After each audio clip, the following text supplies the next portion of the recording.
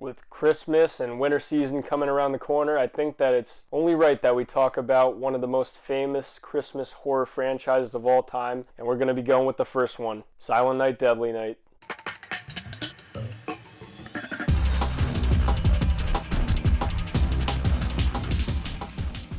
For a little background, this is a horror movie that I have history with. I grew up watching it a couple times, and I've always had a fondness for it. I think this is just another movie that's an 80s classic that I really love. And at the center of it, what I think really makes it work, and this kind of, my feelings were honed in on this most recent watch, is that the character of Billy is just what really makes this movie. Usually when you're watching a horror movie, you're kind of just waiting for just the kill spree, especially if it's a slasher. You watch things wind up. Sometimes you get a little bored and you're just kind of waiting for the action. But with this movie, I actually find myself a lot more riveted in the first half than I do in the second half, when I would have expected to be having a lot more fun with the second half than I would with the first half. And really at the center of that is this Billy character. He experiences this terrible trauma as a kid.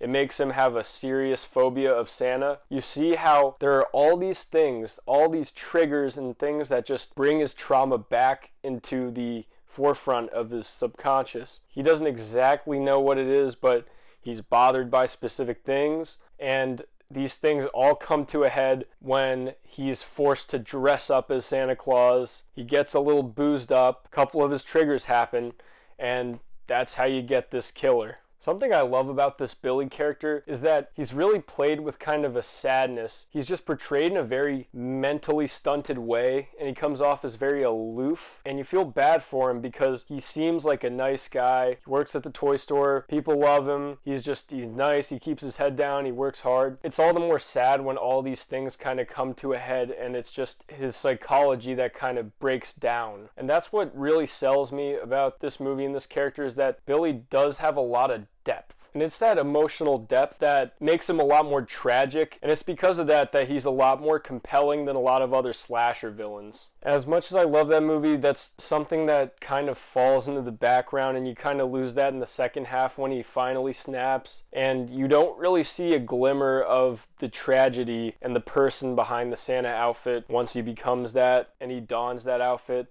when he just punish, like that's all he really becomes after that. And that's fine, because that's all you really expect out of the movie. You kind of just, you want this killer Santa movie. You want him to run around killing people with an axe, and that movie, that second half is a lot of fun, but it's so weird because it's almost like that first half just outclasses the second half, and it doesn't feel like the second half is almost worthy of the first half, weirdly enough, because of that. Nitpicks aside, though, this is a movie that I love. It has a lot of charm. The kills are great. There's a lot of memorable ones, like the one with the antlers, the sledding one. Those are great, and I always look forward to going back and seeing those whenever I do rewatch this movie, which I haven't seen in a while, but it felt like I was a kid again watching it. At the end of the day, even if Billy loses his complexity when he turns, that's still where the fun begins. That's what this movie sold on, and it's overall fine with me. It's just crazy though, because the first half just has no right being as complex and kind of deep as it is, as weird as to say. Again though, even with just kind of the unevenness, it's still better to find myself a lot less bored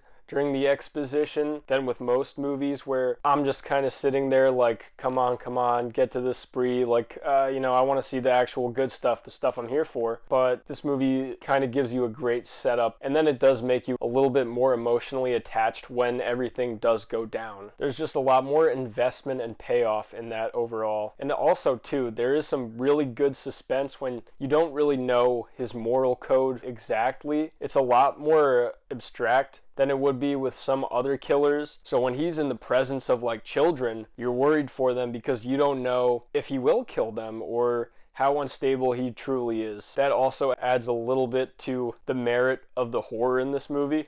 And I think it's in those scenes too where it does emphasize how developmentally stunted he is. And that's another thing that adds to kind of the tragedy of the ending, and how just this guy who had a really horrible tragedy happen to him gets traumatized, and his living situation growing up adds to that traumatizing nature of it, because they've just re-traumatized him and think that exposing him to Santa is going to make him better, although it doesn't, and it just makes him worse, and it leaves him more developmentally stunted than he already was because of what happened to him. So this is one I really recommend, especially find something good to watch around the Christmas season when things are a little bit more low-key, turned down after Halloween. So if you haven't seen this movie, I'd recommend you check it out, especially if you love 80s slashers, because this is one that I have always enjoyed, one that I still enjoy and I think holds up pretty decently well as an adult. Hope you guys enjoyed the video. Let me know what you think of this and its sequels. If you've seen any of them, I'm going to be doing a ranking of all 5 of them, so watch out for that. Have a good one.